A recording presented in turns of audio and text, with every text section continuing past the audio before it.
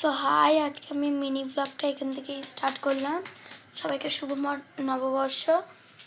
আর আজকে আমাদের বাড়িতে আজ থেকে রাত থেকে শুরু হবে আমাদের বাড়িতে ঠাকুরতলাটা আছে, সেইটা উদ্বোধন হবে। তো আমি কালকে তোমাদেরকে জানাবো যে কি হয়েছে কি না হয়েছে।